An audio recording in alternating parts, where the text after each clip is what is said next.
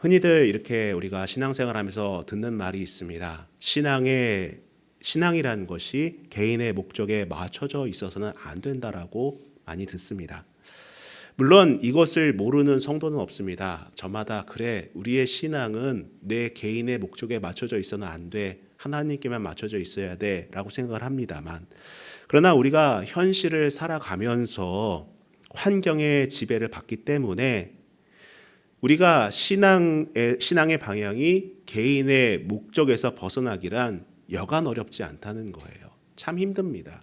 알매도 불구하고 내 삶이 있기 때문에 신앙과 개인의 목적이 영향받지 않고 따로 간다는 것은 쉽지 않다는 것이죠. 예를 들어 볼까요? 건강이 안 좋습니다. 아프다라는 거죠. 그럼 당장 아프면은 예배하는 것 자체가 힘들어요. 귀찮아지기도 하고 그 아픈 것이 길어지면은 예배에 대한 회의가 들기도 합니다. 신앙에 대한 회의가 들기도 한다는 거죠. 일도 그렇지 않습니까? 일 열심히 하고 모든 것이 잘 돌아갈 때에는 신앙생활에 별 문제가 없지만은 그 일에 지장이 있고 그 하는 일이 잘 풀리지 않고 더 나아가 그 일이 어려워진다면은 그 신앙이 분명 영향을 받곤 합니다. 아이들 같은 경우 학업이 그렇지 않겠습니까? 공부 잘 되고 원하는 대로 이게 모든 것이 잘 풀리면은 별 문제가 없어요. 그러면서 하나님 찬양할 수도 있을 것이고 신앙에 대한 간증도 할 수 있겠지만은 때로는 그것이 잘 안 풀릴 때가 있다는 거예요. 잘 안 되는 경우가 있다는 것입니다. 그럴 때는 어떻게 반응합니까? 열심히 해도 안 되더라. 기도해도 안 되더라. 말씀 읽어도 안 되더라. 이런 얘기가 나온다는 거예요. 그래 우리는 육의 옷을 입고 살아가고 있기 때문에 환경에서 벗어나기는 여간 어려운 부분이 아니며 더 나아가 우리의 신앙과 그 나의 살아가고 있는 환경이 서로 영향을 주고받지 않을 수가 없다는 거예요. 자, 그런데 그럼에도 불구하고 우린 신앙의 본질을 어떻게 해야 되겠습니까? 분명히 해야 될 필요가 있습니다. 분명 우리는 환경의 영향을 받지만은 그럼에도 불구하고 신앙의 목적과 그 본질에 대해서 분명히 할 필요가 있다는 거예요. 여러분, 성경에 등장하는 또 우리가 교회 역사 속에서 볼 수 있는 여러 영적 거장들의 삶을 한번 보시기 바랍니다.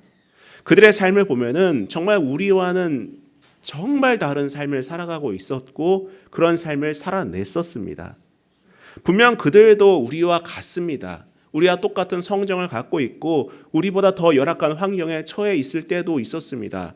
그런데 어떻게 그들은 그런 환경을 초월하고 더 나아가 타협하지 않으며 그들의 신앙을 지켜나갔고 오히려 많은 사람들에게 울림을 줄 수 있는 그런 삶을 살 수 있었을까? 이러한 우리는 궁금증을 가져볼 필요가 있다는 거예요. 분명한 것은 무엇이겠습니까? 어떻게 그들이 그러한 용기를 발휘할 수 있었을까? 그러한 믿음을 보일 수 있었을까라고 한다면은 답은 하나라는 겁니다. 바로 복음의 핵심, 복음의 본질을 잃어버리지 않았기 때문에 그것을 놓지 않았기 때문에 그런 것들이 가능했다라는 거죠. 오늘 우리가 읽었던 이 말씀의 내용도 이와 다르지 않습니다. 한번 우리가 성경을 보겠습니다. 우리가 함께 읽은 이 성경 말씀도 복음의 정수라고 해도 과언이 아닐 만큼 분명한 어조로 바울이 복음에 대해서 정의 내리고 있는 것을 보여줍니다. 여러분에게 질문 드려보겠습니다. 여러분의 신앙은 무엇에 근거하고 있습니까? 어디에 근거를 두고 있습니까? 정말 예수 그리스도 그 복음에 근거를 두고 있나요? 아니면 내 환경에 근거를 두고 있습니까? 만약에 우리가 환경에 근거를 두고 있다면요, 우리는 환경이 바뀔 때마다 우리의 신앙이 흔들릴 수밖에 없고 그 신앙은 무너질 수밖에 없다는 거예요.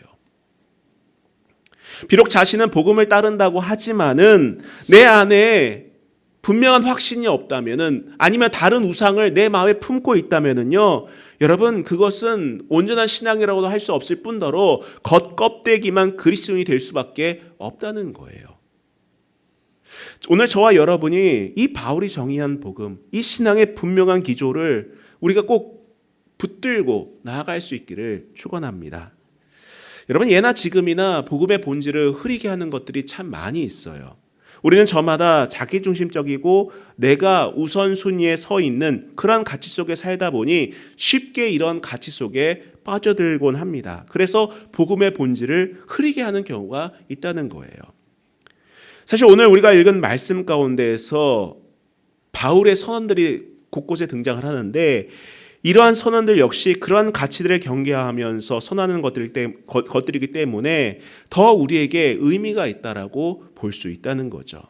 자, 우리가 성경에 등장하는 것들 가운데에 복음의 본질을 흐리게 하는 대표적인 것 중 하나를 꼽자면은 무엇이냐? 바로 신비주의적인 신앙이라는 거예요.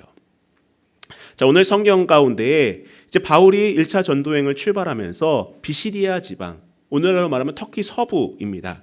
이 터키 서부에 있는 안디옥에서 복음을 전하는 내용이에요. 그런데 바울이 이 지방에 도착하기 전 구브로, 오늘날로 말하면 키프로스라는 곳인데 이곳에 잠시 복음을 전할 때에 좀 특이한 사람을 만납니다. 자, 6절을 보면은 온 섬 가운데로 지나서 바보에 이르러 바 예수라 하는 유대인 거짓 선지자인 마술사를 만나니 라고 되어 있어요. 바 예수에서 히브리어 바란 무엇이냐면요, 바로 맥이란 말하고 똑같은 것입니다. 우리가 흔히 이제 뭐 패스트푸드점 가운데 맥도날드라는 패스트푸드점이 있지 않습니까? 햄버거 가게, 그렇죠? 맥도날드 하는데 그 맥이라는 말은 무슨 말이냐면요, 영어로 MC인데 누구누구의 아들이란 뜻이에요. 누구누구의 아들. 그러니까 이름을 그렇게 지은 거예요. 뭐 예를 들면 도날드의 아들이라고 이름을 지은 거예요. 그것이 맥도날드예요. 그것처럼 바라는 말은 누구누구의 아들이란 뜻을 갖고 있습니다. 즉 바 예수란 무슨 말입니까? 예수의 아들이란 뜻이에요. 예수의 아들이란 그런 이름을 갖고 있던 사람이었습니다. 유대인인 그는 그의 이름에서 예상할 수 있다시피 부활하신 예수 그리스도의 아들을 사칭하거나 혹은 자신이 예언자라고 주장했을 것 같습니다. 이름에서 볼 수 있다는 거죠. 그런데 분명한 것은 그가 하나님의 복음을 전하는 것을 회방하고 있었다는 거예요. 자, 8절에 보면은요, 이 마술사 엘루마는 이 이름을 번역하면 마술사라 그들을 대적하여 총독으로 믿지 못하게 힘쓰니. 자, 즉 8절에서처럼 그 섬의 총독인 서기오 바울이 바나바와 사울을 불러서 하나님의 복음을 들으려 하자 방해를 하고 있었던 것입니다. 왜 방해하는 것일까요? 이유는 단순하죠. 무엇입니까? 자기 자신이 금전적인 손해를 보기 때문이라는 거예요. 금전적인 손해를 보기 때문에 방해하는 것입니다. 그동안 예수의 아들이라 사칭하면서 혹은 선지자 행세를 하면서 거짓으로 하나님의 말씀을 포장해 왔는데 이제 더 이상 그러한 일을 자행할 수 없게 돼버린 거예요. 왜냐? 진짜가 나타났기 때문이라는 겁니다. 그동안 가짜가 진짜인 것처럼 포장하고 행세해 왔는데 이제 진짜가 나타나니까는 다급해진 겁니다. 아차, 큰일 났다. 그래요. 어쩌면 그동안 이 바 예수라는 사람은요, 당시에 자기의 어떤 지식이나 어떤 능력을 과시하면서 마음으로 어떤 의지할 데 없는 사람들, 종교적으로 어떤 의지가 필요한 사람들에게 도움을 주면서 그들에게 관심을 받고 어떠한 일정한 이익을 얻었던 그런 인물이었던 것 같습니다. 근데 여러분, 이런 사람은요, 예나 지금이나 존재해요. 뭔가 능력을 행하거나 예언을 한다면서 사람들을 유혹하는 그러한 부류의 사람들은 어느 시대에나 존재합니다. 21세기라고 좀 다릅니까? 아니에요. 이 시대에도 그런 사람들은 존재해요. 그런 사람들은 우리 주변에서 흔히 볼 수 있습니다. 만약에 우리의 신앙이 단순히 초자연적인 지식이나 능력에만 집중한다면요, 이런 부류의 사람들에게 현혹될 위험이 높다는 거예요. 여러분, 보이스피싱을 왜 당합니까? 보이스피싱 왜 당하나요? 어떻게 보이스피싱을 당할 수 있을까라고 생각할 수 있지 않겠습니까? 어떤 사람이 당하나요? 당장 돈이 어려운 사람, 그런 사람이 당하는 거예요. 돈이 어려운데 어느 누가 정부 시책으로 좀 더 낮은 금리로 대출해 준다더라. 그 대신 기존의 돈을 우리한테 예치해야 된다더라. 이런 식으로 사람들을 현혹시켜서 어떻게 합니까? 그 돈을 빼앗는다는 거죠. 사기꾼들이 왜 등장합니까? 요즘은 가장 예나 지금이나 변함없는 사람들 있잖아요. 정말 힘든 사람들, 암 환자라든지 정말 시한부 삶을 살아가는 사람들을 어떻게 합니까? 이 요양병원에 오면은 치료받을 수 있습니다. 뭘 먹으면 나을 수 있습니다. 이런 것들로 현혹해서 사람들의 금전적인 것들에 피해를 주고 자신들의 이익을 챙기는 그런 사람들이 있지 않습니까? 뭔가 누군가의 갈급함, 누군가의 연약함을 악용해서 그것을 빌미로 삼아서 개인의 이익을 취하는 그러한 부류가 여러분 이 시대에도 분명 존재한다는 거예요. 여러분, 단순히 샤머니즘, 토테미즘만이 아니라 그런 사람의 약한 심리를 이용해서 그것으로 자신의 어떤 이익을 취하려고 하는 사람들은 분명 존재합니다. 여러분, 우리는 오늘 성경에서 이 바예수라는 사람이 유대인이었다는 사실에 집중해 볼 필요가 있어요. 그리고 스스로를 바예수, 예수의 아들이라 칭하며 자신을 선지자라고 속였던 인물임을 기억하시길 바랍니다. 이런 그의 배경은 그가 했던 일을 누구의 일이라고 사칭했던 것입니까? 누구의 일이라고 사칭한 거예요? 바로 하나님의 일이라고 사칭했다는 거예요. 그렇지 않습니까? 보이스피싱도 정부 기관 일이라고 사칭하지 않습니까? 어떤 높은 직책을 대어 검사다, 뭐 판사다, 어떤 뭐 정부 고위직이다 이런 사칭을 하는 것처럼 이 바예수도 누구를 사칭하고 있는 거예요? 하나님을 사칭하고 있었던 거예요. 하나님의 일이라고 사칭하고 있었던 것입니다. 이 시대 많은 이단들이 다 그런 사칭을 하고 있어요. 저기 큰 뭐 하나님의 교회라든지 뭐 신천지라든지 뭐 JMS라든지 이런 다양한 이단들 다 누구를 사칭합니까? 하나님의 일이라고 다 사칭하고 다니고 있지 않습니까? 비록 하나님의 일을 한다고 자청은 했지만 실상은 자기의 이익을 위한 일들이었던 것이에요. 저는 신비주의가 어떤 멀리 있는 사상이라고 생각하지 않습니다. 교회 안에도 여러분 신비주의의 또 다른 이름이 있어요. 무엇입니까? 하나님의 일을 한다지만 실상은 자기의 이익만을 도모하는 것입니다. 바로 기복주의 신앙이라는 거예요. 기복주의 신앙이라는 것입니다. 개인의 이익과 자기 중심적인 체험만에 맞춰진 신비주의는 오늘날에도 기복주의 신앙이라고 포장되어서 우리의 신앙을 잘못된 길로 이끌고 있다는 거예요.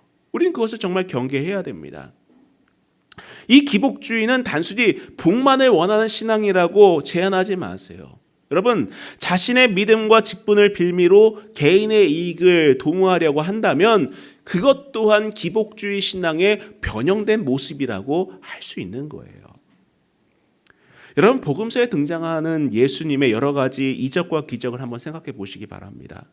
주님께서는 기적을 베푸시면서 그 기적에만 사람들의 이목이 집중되는 것을 경계하셨어요. 그렇지 않습니까? 예수님은 오병이어 기적을 베풀었음에도 불구하고 내가 물고기 2마리와 보리떡 5개로 5,000명을 먹였으니 나를 따르라 이렇게 말씀하지 않으셨어요. 그렇지 않습니까? 또 너는 기적을 체험하기 위해서 어떤 일을 꼭 행해라 이렇게 말씀하지도 않으셨다는 거예요. 그렇게 말씀하지 않으셨습니다. 너가 뭔가 뭐 치유의 역사를 체험하고 싶으면은 뭐 산에 올라가서 뭘 해라, 어디 가서 뭘 해라, 헌금을 얼마 해라 이렇게 하지 않으셨다는 거예요. 무엇보다 우리의 신앙이 잘 먹고 잘 살고 잘 되며 오래 건강하게 사는 데 있다라고 말씀하지도 않으셨습니다. 오로지 하나님의 나라와 그의 의만을 구하라고 가르쳐 주셨어요. 예수님이 베푸시는 그 기적에는 언제나 하나님의 분명한 목적이 있을 때였다는 사실을 여러분 잊지 마시기를 바랍니다. 사도 바울 역시 하나님의 복음을 전할 때에 자신이 경험했던 체험을 근거로 해서 복음을 전하지 않습니다. 여러분이 한번 로마서를 한번 집에 가서 읽어보세요. 특별히 1장 한번 보시기 바랍니다. 자신의 체험을 근거로 말하지 않습니다. 내가 다메섹에서 겪었던 일이 있습니다. 여러분 한번 들어보십시오. 그런 말로 시작하지 않아요. 혹은 내가 어떤 기도를 했더니 어떤 능력이 나타났습니다. 이렇게 가르치지 않으셨습니다. 바울이 다소에서 3년간 머물렀다는 사실 한번 기억해 보세요. 또한 바울은 특별한 능력을 행하고 내가 이러한 능력을 행했으니 그러니 너희는 나를 따르고 내가 하는 말에 귀를 기울여라 이렇게 전하지도 않습니다. 왜냐하면 사람들의 이목을 끄는 것이 복음의 핵심이 아니기 때문이라는 거예요. 간증은 간증인 것이고 복음은 복음인 것입니다. 여러분, 복음은 초자연적인 현상으로 사람들의 관심을 끌거나 다른 것에 목적이 있는 것이 아닙니다. 바로 죄인인 인간을 하나님께서 받아주시는 근거를 알리는데 그 목적이 있다는 거예요. 거기에 목적이 있는 것입니다. 여러분, 신비주의적 신앙과 더불어 기복주의적 신앙은 언제나 개인의 탐욕에 초점이 맞춰져 있습니다. 그리고 이런 것들은 바 예수의 모습처럼 참된 하나님의 신앙을 언제나 회방하고 있다는 거예요. 저는 저를 비롯해서 여러분이 이렇게 잘못된 신앙을 갖지 않기를 축원합니다. 바른 신앙을 바라보면서 그 신앙을 추구할 때에 하나님의 역사는 임하고 우리 가운데 그 일을 행하신다는 사실을 잊지 마시길 바라요. 계속해서 복음의 흔지를 또 다른 사건이 오늘 성경에 등장하는데 무엇이냐? 바로 전통주의적인 신앙이라는 것입니다. 자, 사도행전 13장 내용을 읽다 보면은 하나님께서 그가 약속하신 대로 예수 그리스도를 우리에게 보내주셨음에도 불구하고 깨닫지 못하는 이들이 등장합니다. 바울은 복음에 대해 전하다가 이들에 대하여 이렇게 말합니다. 27절을 보십시오.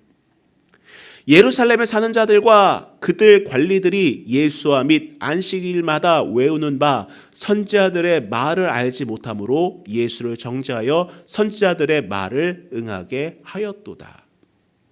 자, 이 말을 살펴보면은 예수와 선지자들의 말을 깨닫지 못하여 예수를 정죄하고 결국에는 선지자들이 예언한 대로 이루어지게 한 사람들이 있는데 그들이 누굽니까? 바로 예루살렘에 사는 자들, 관리들, 안식일마다 그 선지자의 글들을 읽었던 사람들이라는 거예요. 다른 사람이 아닙니다. 어떤 이방 사람들이 아니에요. 전혀 예수님에 대해서 모르는 사람들, 하나님에 대해서 들어보지 못했던 그런 사람들이 아닙니다. 예루살렘에 살았던 사람들, 관리들, 여기서 말한 관리들은 종교적인 관리들을 말하는 거죠. 그리고 안식일마다 그 선지자의 글을 읽었던 사람들, 그 성경을 읽어왔던 그 사람들을 말하는 것입니다. 예수님께서 공생애하던 시기에 누구보다 가장 가까이서 주님을 보고 안식일마다 선지자들이 써놓은 그 글들을 읽었던 사람들이 예수님을 알아보지 못했을 뿐만 아니라 예수를 정죄하고 죽여달라고까지 했던 거예요. 어떤 사람은 말합니다. 하나님 보여달라. 내가 그럼 그분을 믿겠다. 예수를 보여달라. 내가 그럼 예수를 믿겠다. 근데 여러분, 2000년 전에 보고도 못 믿은 사람이 있습니다. 보고도 못 믿은 사람이 있다는 거예요. 복음서를 읽어보면 이들은 예수님께 사사건건 시비를 걸던 사람이었습니다. 예수님의 놀라운 가르침이 전파될 때에 그것을 듣기보다는 무엇에 집중했습니까? 제자들이 손 씻지 않고 식사하는 것에 문제를 삼았어요. 말씀이 들려지고 있는데, 그 놀라운 예수의 말씀이 들려지고 있는데 제자들의 손을 씻지 않았다는 것에 집중해서 쟤네들은 왜 손을 안 씻죠? 왜 율법을 어기죠? 이거 잘못된 것 아닙니까? 이렇게 반응하고 있었다는 거예요. 또한 예수님께서 병자를 고쳐주시고 놀라운 이적을 보여주셨음에도 불구하고 무엇에 시비를 겁니까? 아니, 안식일에 어떻게 사람을 고치십니까? 여러분, 이게 이해가 되십니까? 이게 이해가 되시나요? 사람이 이렇게 무서운 거예요. 어디 하나에 편향되어 있으면은요, 진실을 보고도 진실을 보려 하지 않는다는 거예요. 이 참 안타까운 현실 아니겠습니까? 안식일이라는 이유 하나만으로 주님을 비난했습니다. 또한 놀라운 표적들을 목격했음에도 불구하고 이들은 뭐라고 말합니까? 하늘에서 오는 표적을 보여주시면 우리가 믿겠습니다라고 이해했던 사람들이 바로 이들이었어요. 여러분, 무엇이 그들의 마음을 이토록 굳어버리게 한 것입니까? 직접 주님을 눈으로 볼 수 있었고 놀라운 기적들을 목격했음에도 불구하고 예수님을 십자가에 못 박는 일을 자행했던 이유가 무엇입니까? 바로 그것은 그들은 하나님의 일보다 그들의 전통을 중요시 여겼기 때문이라는 거예요. 습관을 중요시 여겼기 때문입니다. 분명 율법은 하나님께서 하나님의 온전하심과 인간의 연약함을 드러내기 위해서 우리에게 주셨던 것들이에요. 그러나 그것을 받아들였을 때 그 율법의 정신을 보기보다는 무엇입니까? 문자 그대로를 보면서 그저 자신들이 지킬 만한 몇 가지를 추려서 그것을 시행세칙을 만들고 그리고 다른 사람들에게 이것을 지키도록 강요했다는 거예요. 이것을 하고 안 하고가 선악을 구분하는 하나의 기준으로 마련했다는 것입니다. 처음에는 하나님을 위한 일이라고 생각하며 시작했지만은 나중에는 자신의 의를 드러내는 수단으로 전락해 버렸다는 거예요. 여러분, 오늘 우리가 예배하는 것, 하나님 말씀 묵상하는 것, 기도하는 것 다 좋습니다. 다 좋아요. 여러분이 어떤 시간을 정해서 기도하고 예배 열심히 참여하고 말씀 열심히 묵상하는 다 좋습니다. 그런데 여러분, 그것이 누군가를 정죄하는 칼이 되는 순간 우리도 이들 유대인과 똑같이 돼버리는 거예요. 나는 기도하는데 왜 저 사람은 기도하지 않아? 나는 꼬박꼬박 새벽 예배하고 꼬박꼬박 주일 예배 드리고 꼬박꼬박 수요 예배 금요 예배 드리는데 왜 저 사람은 하지 않아? 이러는 순간 여러분, 그 신앙은 온전한 신앙이 되지 않게 되는 거예요.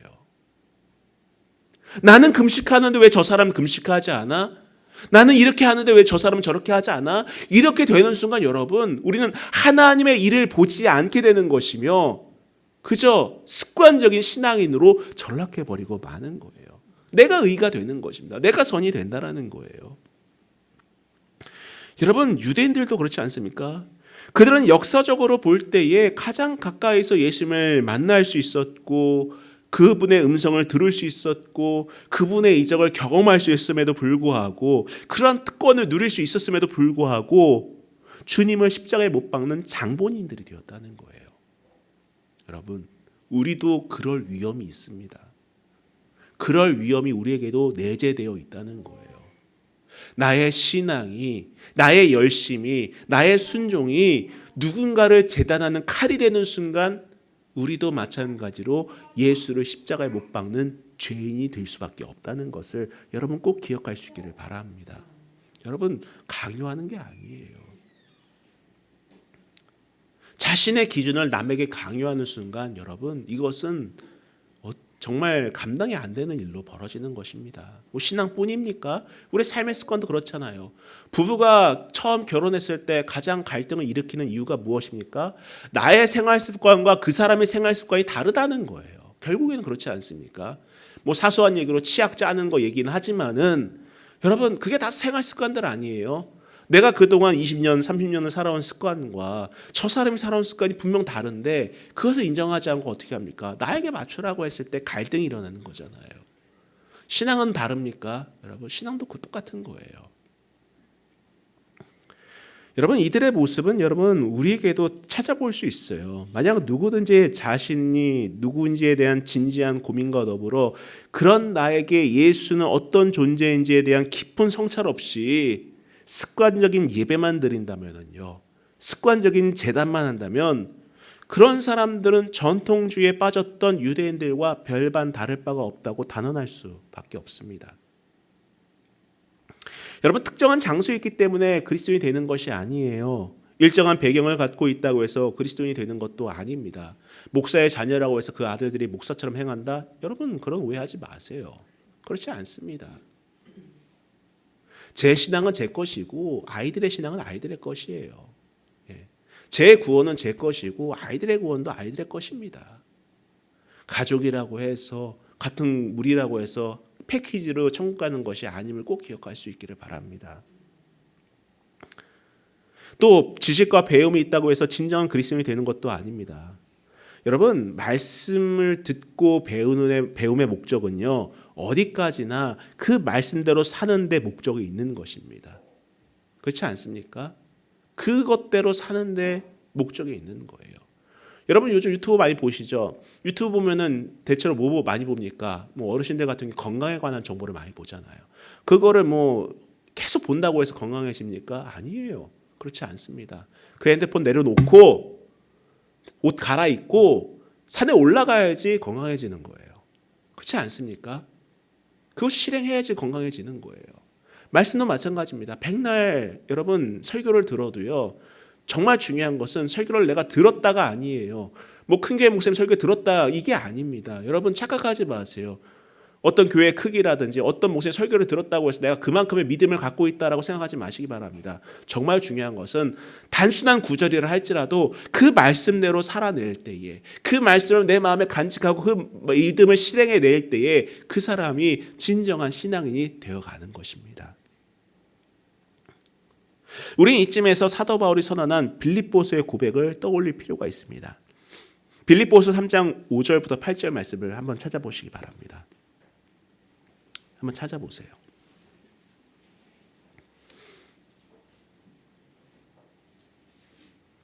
자, 빌립보서 3장 5절부터 8절까지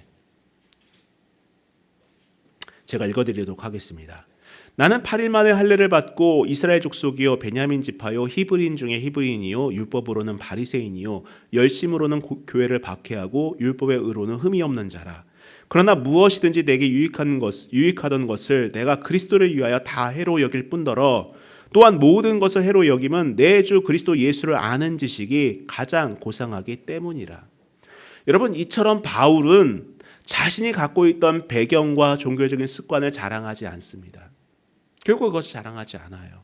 그것을 근거로 복음을 전하려고 하지도 않습니다. 오히려 그런 것들이 이전에는 자신을 높이는 데 유익했지만은 지금은 예수님을 전하기 위하여서 그 모든 것들을 과감하게 버린다라고 선언하고 있다는 거예요.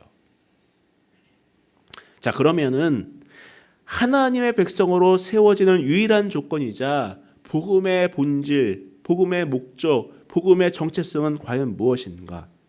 바울이 전하는 복음의 본질을 기준으로 삼는다면은 첫 번째로 그가 누구인지를 아는 겁니다. 그가 누구인지를 아는 거예요. 자, 오늘 본문으로 다시 돌아와서 22절 보시기 바랍니다. 하나님이 약속하신 대로 이 사람의 후손에서 이스라엘을 위하여 구주를 세우셨으니 곧 예수라. 사도 바울은 전하는 말씀에 가장 먼저 이 모든 일들은 하나님께서 미리 정하시고 약속하신 사건임을 확증합니다. 즉 어느 날 갑자기 내가 너의 구원자다 라고 하신 것이 아니라, 또한 사람들이 모여서 저 사람에게 뭐가 있다 이렇게 사람들이 만들어낸 어떤 우상이 아니라, 처음 하나님의 형상으로 창조됐던 사람이 타락하여서 죄의 형상으로 되어버린 이후 하나님께서는 그런 인간들을 위해 구원을 미리 예정하셨다는 거예요. 그리고 여러 선지자들을 통해 그 예수님의 오심을 약속하셨습니다. 이렇게 미리 약속하신 주님이 그 약속대로 오셨다는 사실을 우리는 알고 믿어야 합니다. 우연이 아니라는 거예요. 두 번째로는 그가 무엇을 하셨는지를 아는 거예요. 그가 누구인지를 알았다면 그럼 그가 어떤 일을 하셨는데, 무엇을 하셨는데, 이걸 아는 거예요. 자, 28절 보시기 바랍니다. 죽일 죄를 하나도 찾지 못하였으나 빌라도에게 죽여달라 하였으니 성경에 그를 가리켜 기록하신 말씀은 다 응하게 한 것이라. 후에 나무에서 내려다가 무덤에 두었으나 하나님이 죽은 자 가운데서 그를 살리신지라.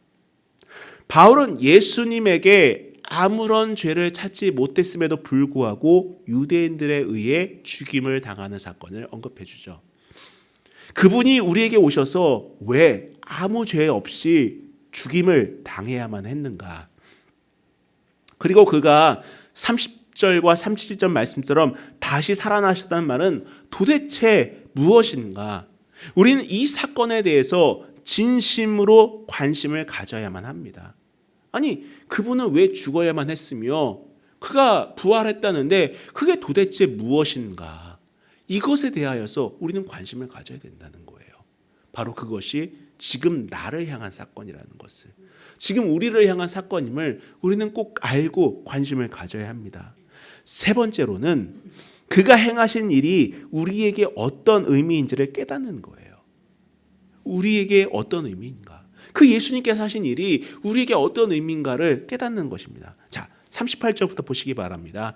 그러므로 형제들아, 너희가 알 것은 이 사람을 힘입어 죄의 사함을 너희에게 전하는 이것이며, 또 모세의 율법으로 너희가 의롭다 하심을 얻지 못하던 모든 일에도 이 사람을 힘입어 믿는 자마다 의롭다 하심을 얻는 이것이라. 분명하게 가르쳐주지 않습니까?